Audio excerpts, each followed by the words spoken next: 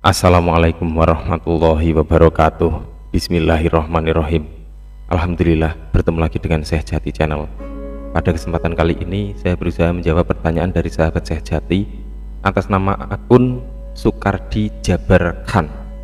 Mari langsung saja kita bacakan pertanyaannya. Assalamualaikum. Waalaikumsalam warahmatullahi wabarakatuh.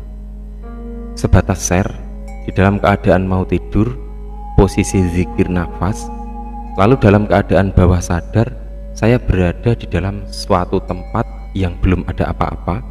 Langit belum ada, bumi belum ada, cahaya belum ada, terang belum ada, dan gelap pun belum ada. Tetapi yang saya rasakan, nikmat yang tiada tara, yang belum pernah ada, yang belum pernah dirasakan sebelumnya. Bahkan rasa nikmat tadi gak ada di alam semesta ini. Dan setelah itu saya sadar bahwa saya ada di alam sana atau alam dunia,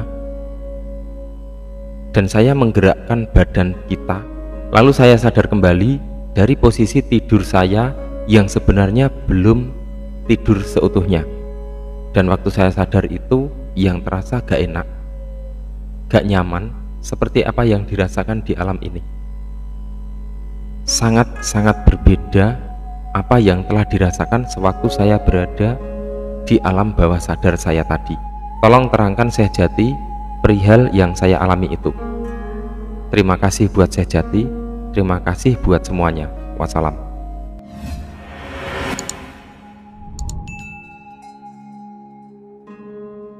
Langsung saja kita jawab, para sahabat semua.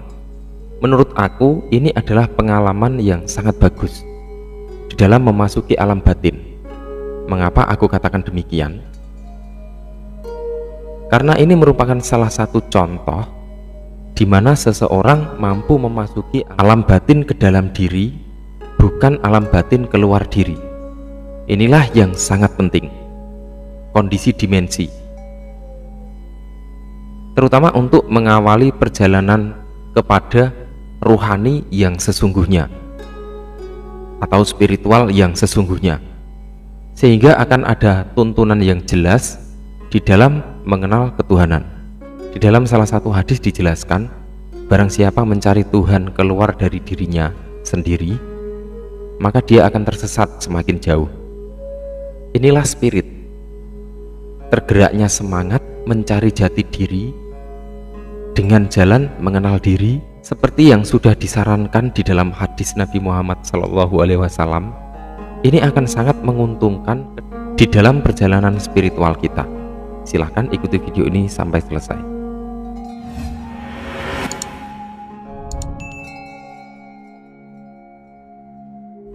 Para sahabat semua, jadi pada saat seseorang itu menjelang tidur tetapi masih ada aktivitas zikir yang berjalan, maka saat itu yang terjadi adalah dia tidak akan mampu sepenuhnya bisa lepas dari kondisi terjaga untuk masuk ke dalam kondisi tidur kita. Ini hampir sama seperti kondisi tubuh yang sudah lelah dan benar-benar capek,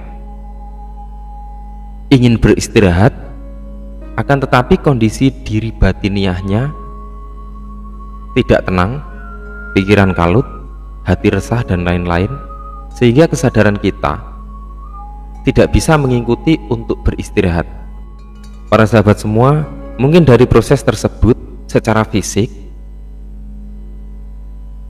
hal itu bisa memiliki dampak yang kurang bagus, karena tubuh kita tidak bisa beristirahat dengan normal, sehingga pembaharuan sel-sel dalam tubuh pun tidak berjalan secara normal. Tetapi dari sisi batiniah, maka kita akan merasakan proses peralihan dua dimensi, yakni dari dimensi lahiriah ke dimensi batiniah, dan tanpa sadar kita akan memasuki pelatihan-pelatihan secara alami. Sementara itu, jika kita lihat kondisi tidur manusia, ada beberapa tahap, mulai dari tahap tidur yang paling ringan.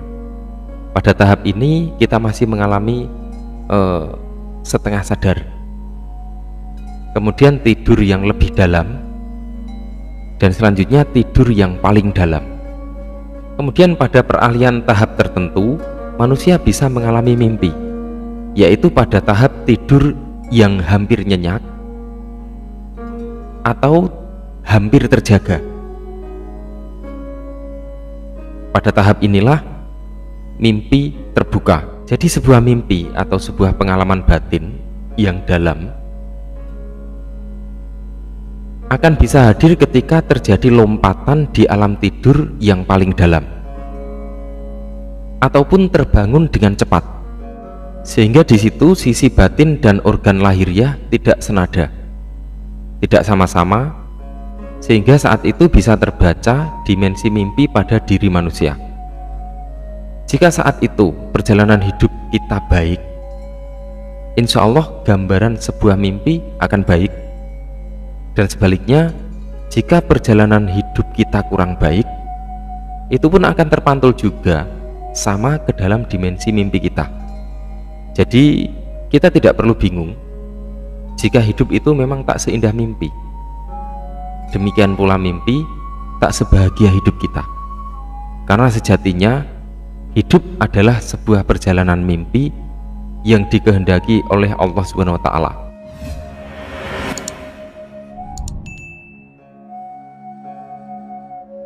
Para sahabat semua, kemudian saat itu beliau yang berada di dalam suatu tempat yang tidak ada apa-apa, langit belum ada, bumi belum ada, cahaya belum ada, terang dan gelap pun belum ada.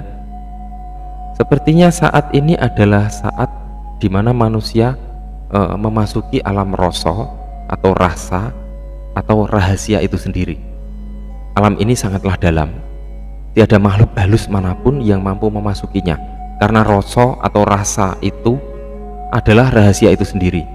Hal ini tidak bisa terlalu banyak untuk diterangkan, kecuali memang sudah mengalami secara langsung. Karena apapun keterangan dan pendeskripsian tentang rasa atau rasa atau rahasia, maka itu bukanlah rasa, hanya sebatas pemikiran saja. Tetapi ketika Anda sudah merasakan sendiri arti sebuah kebahagiaan yang tiada bandingnya dan tiada tahu sebab musababnya, itulah rahasia. Dan itu semua tidak ada di dunia ini, maka bersyukurlah bagi kita yang pernah merasakannya, meskipun hanya satu kali saja seumur hidup kita. Insya Allah itu akan lebih besar keutamaannya daripada ibadah-ibadah yang lain.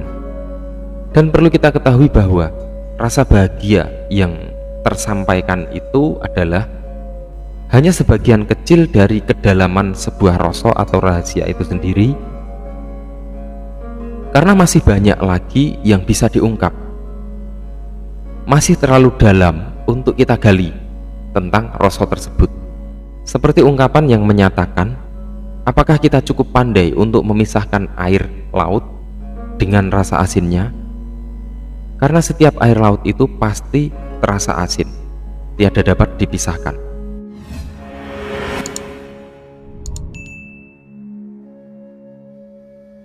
Para sahabat semua, perlu kita ketahui bahwa keuntungan atau keamanan berpetualang di alam batin di dalam diri, sebenarnya ini lebih aman daripada alam gaib di luar diri. Salah satunya contoh ketika beliau sadar, ketika beliau teringat bahwa saat itu beliau sedang ada di alam sana atau alam dunia, artinya masih hidup. Kemudian beliau menggerak-gerakkan badannya, maka saat itu beliau pun tersadar kembali dari posisi tidurnya yang sebenarnya beliau belum seutuhnya tidur. Ini adalah salah satu kelebihan masuk di alam batin di dalam diri. Pada saat kita teringat, maka secara otomatis kita akan kembali ke dalam kesadaran kita. Pada saat rasa kita tersentuh, maka kita pun akan mampu menyadarkan diri kita sendiri dari kedalaman batin. Pada saat tubuh kita tergerak oleh sesuatu, mungkin tersenggol atau apalah itu, kita masih memiliki refleks untuk kembali dari alam bawah sadar ke alam sadar kita. Saat itulah kita ada di dalam kuasa dan kehendak kita pribadi. di mana itu adalah satu dalam perlindungan yang maha kuasa, karena perjalanan batin kita yang benar, yakni perjalanan ke dalam diri, bukan keluar diri. Jadi beda dengan saat kita memasuki alam gaib di luar diri. Kita harus mengetahui pintu gaib, kemudian kita masuk, berpetualang di sana. Kemudian saat kita kembali, kita harus kembali dengan melewati pintu yang sama pada saat masuk kita tadi. Bahkan ada pula yang memiliki pelindung atau pagar gaib untuk keselamatan kita di sana dari makhluk-makhluk jahat. Meskipun begitu, terkadang kita masih kesulitan untuk kembali. Yang lebih menakutkan lagi, bagi pengguna ilmu rogo sukmo atau raga sukma, jika badan tergerak dan berubah dari tempatnya semula, maka sukma itu tidak bisa masuk kembali ke dalam tubuh kita. Mengapa demikian? Ini karena kita berada di dalam kekuasaan mereka, kekuasaan dimensi lain, bukan dimensi batin di dalam diri kita sendiri. Para sahabat semua, khususnya Sukardi Jabarkan, demikian apa yang sudah bisa aku urai. Mungkin tidak banyak, tapi ini cukup merupakan inti-inti dari pengalaman yang Anda miliki. Mungkin juga banyak versi untuk mendeskripsikan atau menerangkan hal tersebut. Meskipun begitu, menurut aku semua adalah baik. Sebatas itu adalah menuntun kita di jalan rohani. Semoga bermanfaat. Wallahu a'lam bishawab. Wassalamualaikum warahmatullahi wabarakatuh.